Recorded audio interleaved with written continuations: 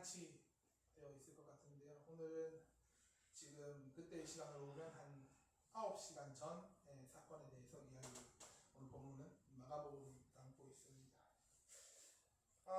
오늘 십자가의 죽음, 세상의 눈으로 보면은 가장 처참한 패배이고 짙은 어둠이지만 역사적이게도 우리 기독교의 모든 생명력은 이 십자가에서, 죽음에서, 낮아짐에서 시작합니다. 오늘 이 마가복음 본문은 가장 밝아야 할 정오에 흑암이 드리워지고 땅이 지진이 일어나고 또 성소의 휘장이 찢어지고 이방의 백부장 입에서 그는 하나님의 아들이시다라는 고백이 선포되는데요. 오늘 말씀을 통해서 우리를 향해 열어주신 하나님의 이 거대하고 큰 은혜와 사랑을 발견하는 시간 되길 소망합니다. 먼저 우리 29절 30절입니다. 지나가는 자들은 자기 머리를 흔들며 예수를 모욕하여 이르되 아하 성전을 헐고 사흘에 짓는다는 자여 내가 너를 구원하여 십자가에서 내려오라 하고 이와 같이 대제사장들도 서기관들과 함께 희롱하며 서로 말하되 그가 남은 구원하였으되 자기는 구원할 수 없도다 함께합니다. 시작. 이스라엘 왕 그리스도가 지금 십자가에서 내려와 우리가 알고 믿게 하시리라 하며 함께 십자가에 못 박힌 자들도 예수를 욕하더라. 오늘 본문을 보면은 우리가 십자가에서의 고통이라고 생각하면은 물론 육체적인 고통을 많이 생각합니다. 패션 오브 크라이스트, 이번 주에 사실은 패션 오브 크라이스트를 보려고 했어요. 그런데 미리 광고가 안 돼 있어서 여튼 말씀으로 대체를 하는데요. 패션 오브 크라이스트를 보면은 예수님께서 막 채찍질을 맞으면서 그 채찍질에 갈고리가 있으니까 살점이 막 뜯겨나가는 그 고통, 손에 이 못이 푹 하고 박히면서 손이 뚫려지는 그런 장면들, 발목에 못을 박는 장면들, 십자가에서 예수님이 매달린 채로 엎어지는 장면들, 그런 장면들을 생각하면 예수님의 이 십자가의 고난은 육체적인 고통으로만 되게 우리가 한정 지을 때가 사실 참 많습니다. 그런데 우리 오늘 보면은 예수님은 영혼의 고통, 나중에 본문에서 다루겠지만 정신적인 고통, 이런 것들을 충분히 오늘 많이 당하셨습니다. 오늘 조롱과 유혹을 예수님은 당하십니다. 그 던진 비아냥이 뭐예요? 대제사장, 서기관들, 못 박힌 강도들까지 예수님을 조롱합니다. 야, 네가 남은 구원했는데 왜 너는 내려오지 못하냐? 너도 한번 내려와 봐라. 너도 한번 능력을 발휘해 봐라. 십자가에서 내려와 봐라 라고 예수님을 조롱하는 것입니다. 그런데 오늘 이 십자가에서 내려오라는 조롱의 소리, 유혹의 소리, 예전에 한번 본 적이 있지 않습니까? 예수님께서 처음 공생에 나왔을 때 사단이 예수님께 대하여 유혹했을 때의 장면입니다. 사단은 예수님께 어떻게 말했습니까? 돌이 떡이 되게 한번 해봐라. 야, 네가 하나님의 아들이라며 뛰어내려봐라. 야, 네가 내게 절해봐라. 내가 세상 모든 권세를 너에게 줄게. 사단이 이렇게 유혹을 했다라는 것입니다. 오늘 골고다 십자가에서도 세상은 예수님께 똑같은 요구를 합니다. 야, 네가 진짜 하나님의 아들이라면 그 비참한 십자가에 매달려 있지 말고 한번 너를 구원해봐라. 네가 한번 살아봐라. 네 능력으로 한번 탈출해봐라 라고 조롱하고 유혹하고 있다는 것입니다. 이건 단순한 비아냥이 아니에요. 예수님의 사역을 근본적으로 뒤흔드는 사단의 속상입니다. 만약에 예수님께서 그 말을 듣고 약발이 받아가지고 열받아가지고 내려오시면 어떻게 되겠습니까? 이 새끼들 봐라. 한번 내려가서 내가 싹 한번 쓸어줘. 예수님은 하나님의 아들이시자 하나님 근본 본체이세요. 말씀으로 세상을 창조하시는 분이에요. 하늘의 12군데를 불러와가지고 이들 눈 하나 깜짝하지 않고 쓸어버리실 수 있는 분이 우리 예수님이세요. 그래, 그 말 듣고 예수님이 약발이 받았어요. 이 새끼들 봐라. 너희들이 나를 조롱해. 그 사단의 유혹의 소리에 넘어가서 예수님이 십자가에서 만약에 내려오셨다면 세상 사람들은 와, 예수님 멋지다라고 말할 수 있을 거예요. 환호성을 지를 수 있을 것입니다. 그러나 어쩌면 영원한 대속의 사역은 무너졌을지도 모릅니다.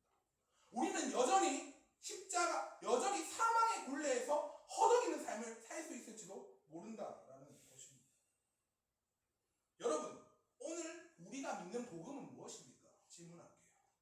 십자가에 매달려 것입니까? 십자가에서 내려오는 것입니다. 세상 사람들은요, 우리에게 십자가에서 내려와 봐라고 합니다. 야, 너 예수 믿는다면서 네 형편은 왜 그래?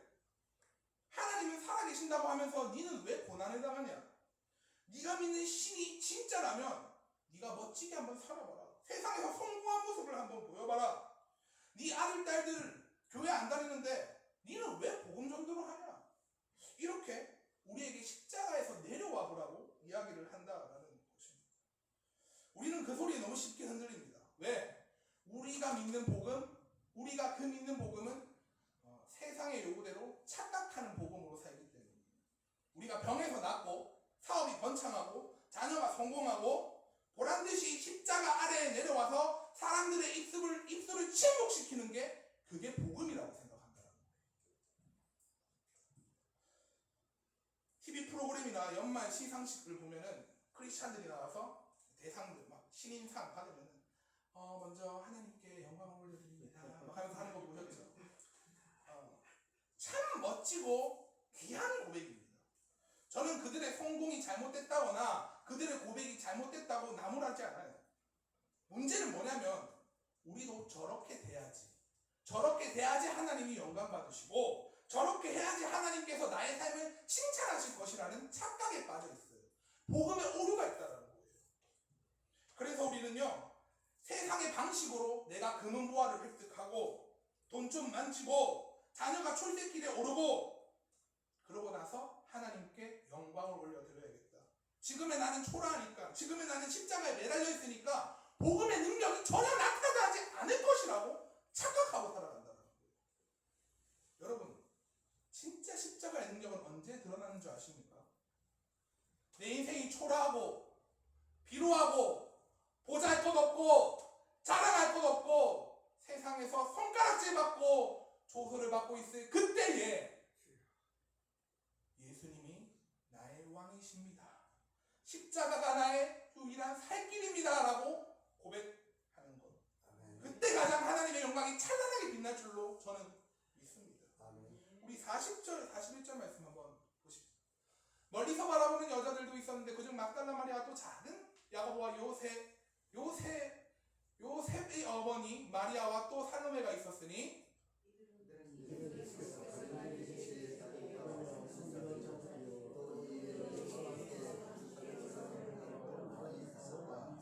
오늘 십자가 곁에 머문 사람들이 등장해요. 예, 다 누굽니까? 여자들이 등장을 합니다. 남자들이 의리 하는데 남자들 의리 없어요. 약삭 빠르고 계산적입니다. 진짜 의리는 보니까 우리 권사님들이 의리가 있어요. 우리 여자 집사님들이 의리가 있어요. 자, 여튼 뭐 웃자고 하는 소리고요. 오늘 이 십자가 곁에 둔 사람들은 다 여자예요. 남자들은 다 어디 도망가고 없어요. 자, 그런데 오늘 예수님의 부활하고 첫 번째 목격자도 사실 누굽니까? 여자들이었어요. 여자들. 죄송하지만 당시의 여자들은 사람이 아니옵니다. 사람은 사람이 아니에요. 그래서 남자들만 사람 숫자에 셌어요. 여자들은 재판석에 서서도 증언자로 쓸 수가 없는 존재들이에요. 그런데 오늘 그 여자들이 왜 성경의 최초의 증인들로 등장할까요? 아니, 복음이 잘 전파되게 하려면은 남자들 앞에서 남자들이 첫 번째 증인이 되게 하시지, 증언자가 되게 하시지. 왜 아싸리 그냥 가이사 앞에서, 빌라도 앞에서 부활하시지? 왜? 보잘것도 없고 연약하고 발언권조차 없는 여자들 앞에서 예수님께서 부활하시고 그들이 부활의 첫 목격자가 되게 하십니까? 여러분, 이게 주님이 일하시는 방법 같아요. 약한 데서, 낮아진 곳에서, 그곳에서 하나님의 능력이 나타나고 하나님, 우리의 인간의 무능을 고백할 때 주님의 능력이 임하는 역사를 주님께서 일하시는 방법을 보여주는 방법이라는 것입니다. 오늘 우리의 삶 가운데서 세상의 소리가 들리십니까? 야, 십자가에서 한번 내려와봐. 세상에서 성공하고 돈 잘 벌고 떵떵거리고 명예를 얻어보라고 세상은 소리치고 있습니까? 여러분, 저는 그 소리 사단의 소리라고 믿습니다. 우리는 십자가에 내려오는 사람들이 아니라 우리에게 주신 그 십자가의 사명을 매달려 있고 붙들린 사람으로 살아야 될 줄로 저는 믿습니다. 33절입니다. 제6시가 되매 온 땅에 어둠이 임하여 제9시까지 계속하더니 34절 시작. 제9시에 예수께서 그의 손을 씻으시되 내게 일어나서 사마리아 가시니 이를 번역하면 나의 하나님 어찌하여 나를 버리셨나이까 하시니라. 자, 이제 본격적으로 들어갈 건데요. 오늘 성경 본문이 어디예요? 누가 적었어요? 마가는 예수님의 죽으심을 시간대별로 아주 자세하게 잘 묘사를 해놨습니다. 유대 시간으로 예수님이 몇 시에 십자가에 매달리십니까? 2시, 3시, 4시. 예수님이 9시, 제3시에 유대 시간에 플러스 6 하면은 우리나라 시간이에요. 그죠? 제3시, 유대 시간으로 제3시, 우리 시간으로 9시에 십자가에 이제 매달리십니다. 그리고 오늘 본문 33절에 제6시는 몇 시예요?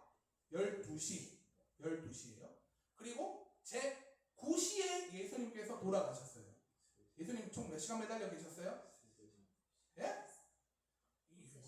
6시간 매달려 있었죠. 오전 9시에 매달려 있어서 오후 3시에 돌아가셨으니까 그 유대 시간으로 제3시에서 제9시까지 이해되시나요? 자, 여튼 오늘 이 12시 지금의 정오예요. 지금으로 치면 정오가 되매 온 땅에 어둠이 임해서 몇 시까지? 2시까지 임했다라고 말하고 있습니다.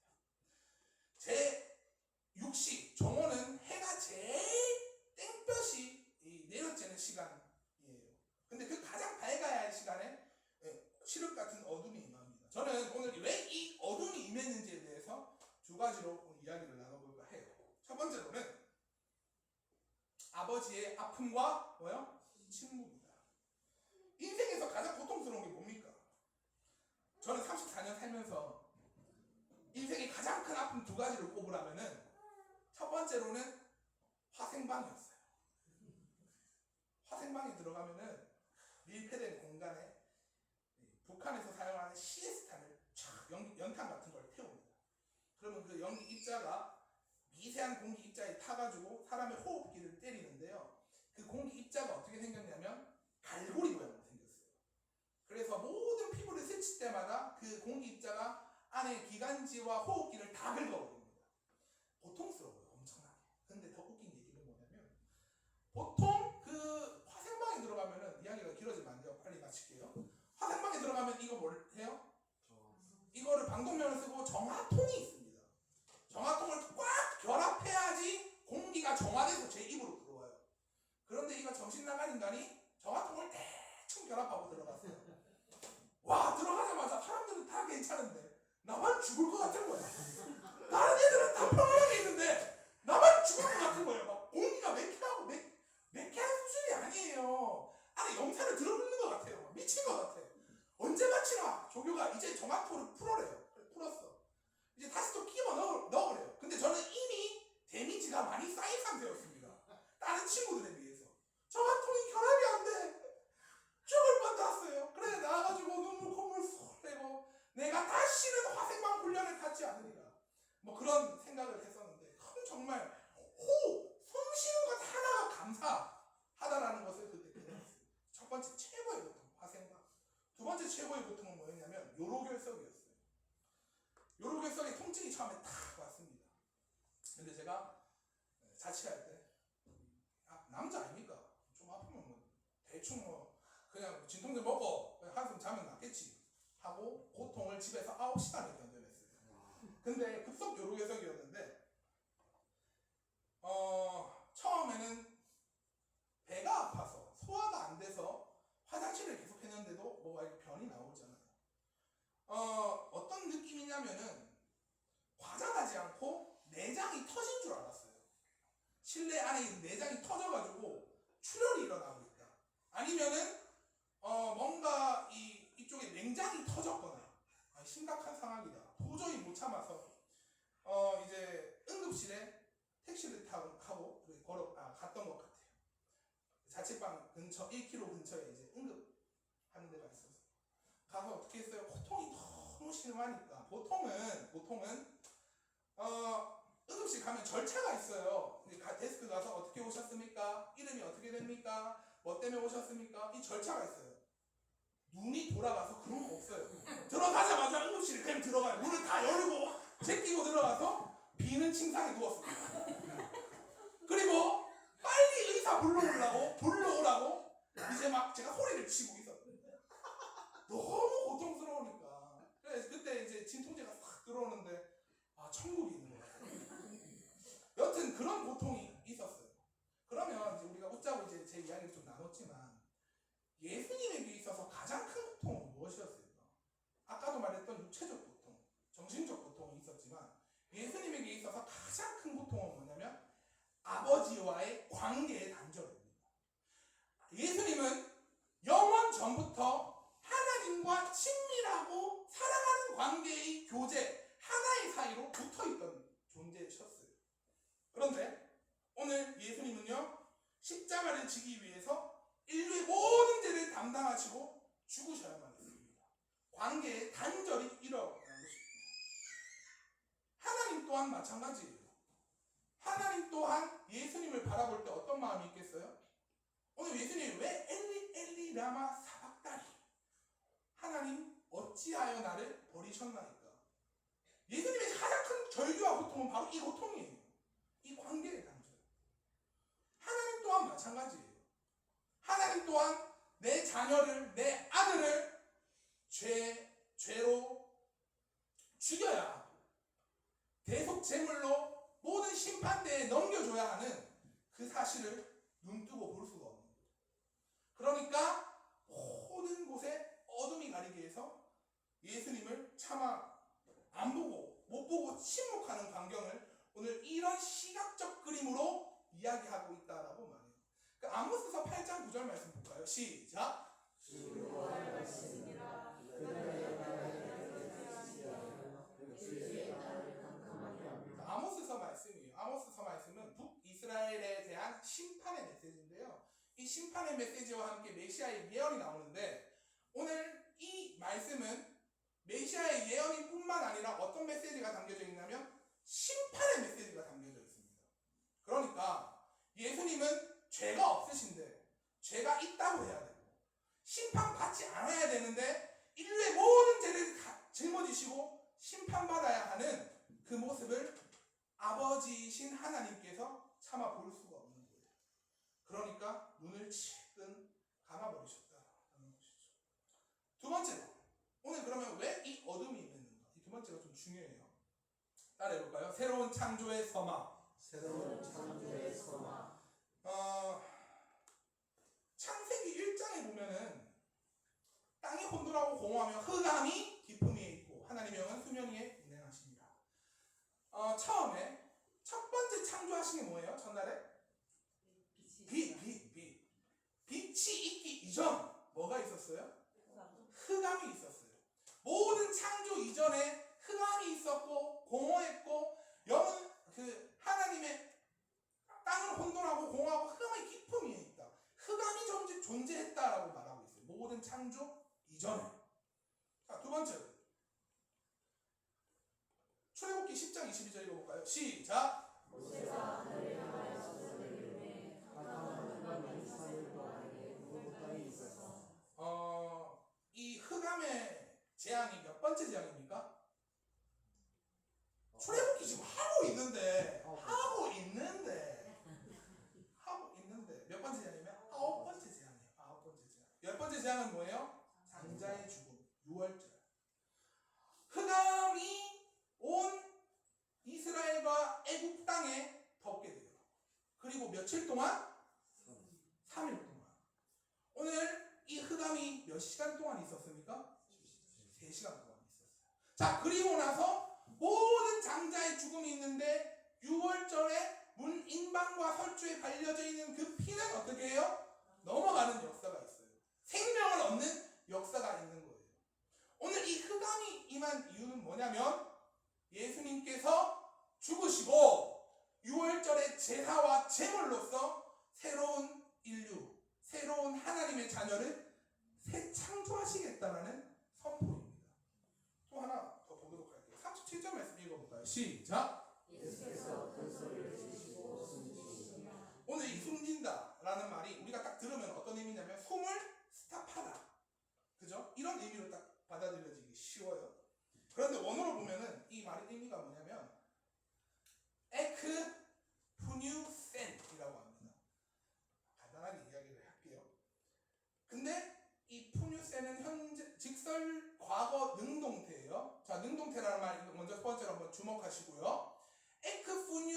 원형의 직설 과거 능동태인데요.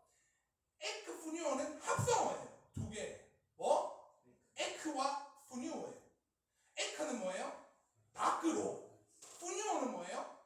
숨, 불다, 영혼 이런 의미가 있어요. 푸뉴마 들어보셨어요? 푸뉴마가 뭐예요? 숨, 영혼, 생명 이런 의미가 있어요. 그래서 푸뉴마는 푸뉴어의 파생어예요. 자, 그러면 이거를 지금 한번 해석해 봅시다. 숨이 멈추다라는 의미가 아니라 하나님의 마지막 호흡, 마지막 생명, 마지막 영혼을 밖으로 불어내시다는 거예요. 누가? 능동적으로. 예수님께서 마지막 자기가 죽으심으로 말미암아 나의 생명과 영혼 그 사랑을 우리의 자녀들에게 뭐하는 사건? 십자가의 사건은 다시 주시는 사건이라는 거예요. 죄로 말미암아 우리가 죽었던 우리의 인생 가운데 이제 예수님께서 다시금 새 창조, 새 능력, 새 영혼 우리에게 불어주시는 사건입니다. 창세기 2장을 보면은 하나님은 사람을 흙으로 빚으시고 그 코에 뭘 넣으셨어요? 생기를 불어넣으셨어요. 근데 그 생기가 아담으로 인해서 다 완전히 무너지고 말았습니다. 죄로 인해서 사망이 싹히 들어오고 말았습니다. 그런데 오늘 제2의 아담이신 예수님께서 다시 한번 우리에게 무너지지 않는 영원한 새 호흡을 우리에게 주심으로 우리는 새 생명을 얻게 된 것입니다. 그가 죽으심으로, 그가 우리에게 새 호흡을 주심으로 우리는 새 생명을 얻었습니다. 여러분 오늘 기억하시기 바랍니다. 예수님의 죽으심은 단순한 죽음이 아니라 우리를 새롭게 창조하시는 놀라운 사역이심을 믿으시기 바랍니다. 38절 함께 읽겠습니다. 시작. 이에 성소 휘장이 위로부터 아래까지 찢어져 우리들이라. 네, 휘장이 위에서부터 아래로 찢어지게 됩니다. 우리가 휘장을 생각하면 단순히 이런 커튼 정도로 생각하시면 안 돼요. 성소와 지성소를 나누는 이 휘장이 있는데 당시 이 휘장은 인간의 힘으로 도저히 찢을 수 없는 것이었습니다. 그 당시 유대 역사학자 요세푸스에 의하면 헤롯 성전, 이 성전에 있는 이 휘장의 크기가 어느 정도였냐? 높이가 20에서 25m예요. 가로가 9에서 10m.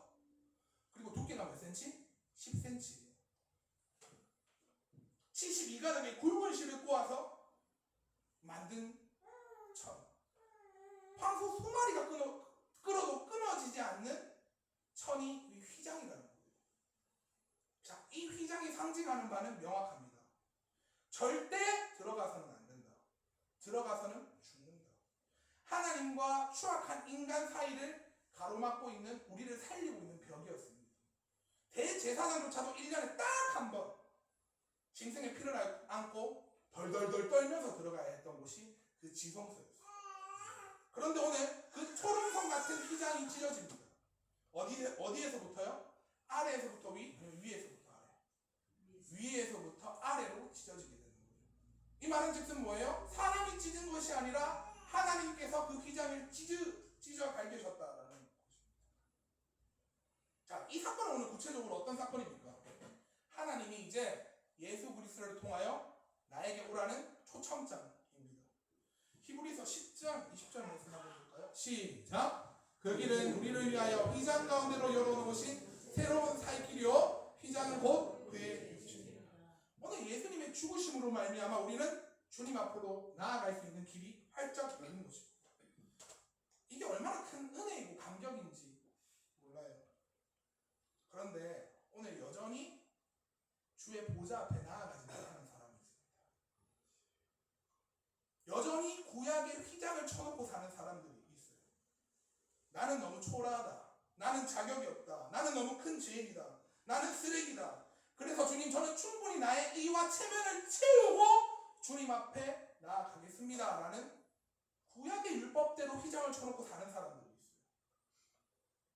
여러분, 질문할게요.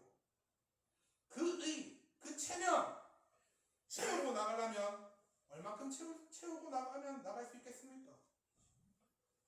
죄송하지만 우리 인생은 살면 살수록 더 불의해지고 더 죄밖에 짓지 않는 인생이에요. 평생 나아갈 수 없는 존재. 존재들입니다. 그걸 해결할 수 없어서 오늘 주님이 휘장이 되셔서 자신의 몸을 찢으심으로 그 휘장을 찢어서 하나님 앞에 나아갈 수 있는 길을 열어내신 것입니다. 여러분 기억하십시오. 그 휘장은 이미 찢어졌습니다. 그러므로 이제 우리는 담력을 안고 그 안에 나아가야 됩니다. 히브리서 기자는 권면합니다. 10장 19절 그러므로 형제들아 우리가 예수의 피를 힘입어 성소에 들어갈 담력을 얻었노라. 여기서 담력은 뻔뻔함이 아니에요. 확신입니다. 확신. 주님이 열어놓으신 길을 의심하지 않는 거예요. 여러분 이제 이 휘장 밖에서 눈치 보지 마시고 주님의 이름을 붙잡고 예수님의 이름을 붙잡고 하나님 앞에 나아가시길 소망합니다. 하나님은 그 휘장 넘어 우리를 두 팔 벌려 기다리고 있는 분이에요. 우리는 담대하게 예수 그리스도를 의지하고 휘장을 지나 주님 앞으로 나아가면 주님께서 두 팔 벌려 우리를 안아주시고 맞아주시고 회복시켜 주실 줄로 저는 믿습니다.